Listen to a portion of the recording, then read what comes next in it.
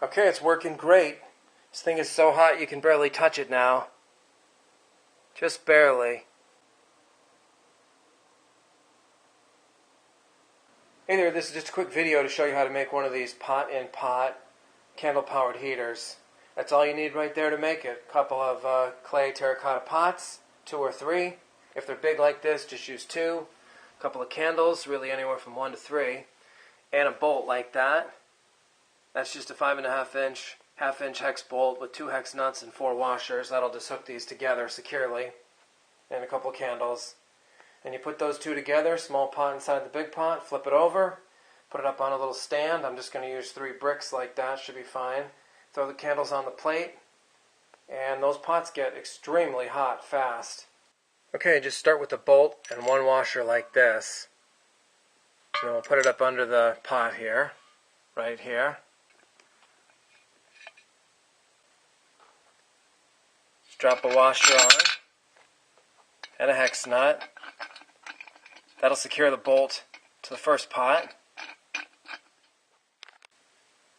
Then all you do, drop another washer on there like that. Grab the second pot.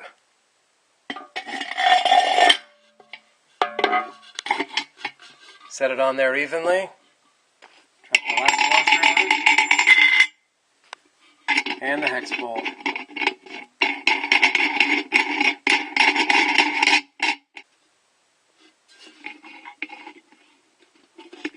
Just like that. And tighten it up good, but don't over tighten. You don't want to break the pot or anything. Okay, now we're just going to go ahead, throw it on the base, light up the candles.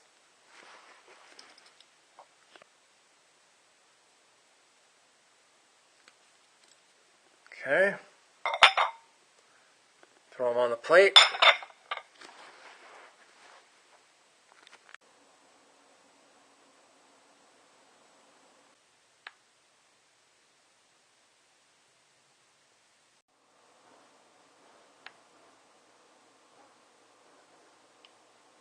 Okay, 162.5 now.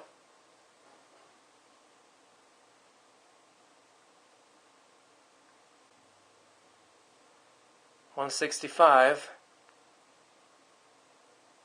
165 degrees now. Okay, it's working great. This thing is so hot you can barely touch it now. Just barely. And that's pretty much burning me. Feels like an oven.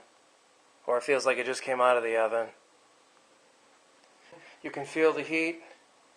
About 2 to 3 feet from it, I can feel the heat easily right there.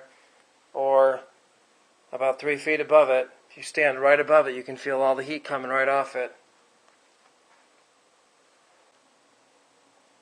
How these work is when candles normally burn, the heat just goes straight up towards the ceiling and disperses throughout the whole room. This grabs almost all the heat and saturates those clay pots, and then it just emanates out slowly, kind of like a wood stove.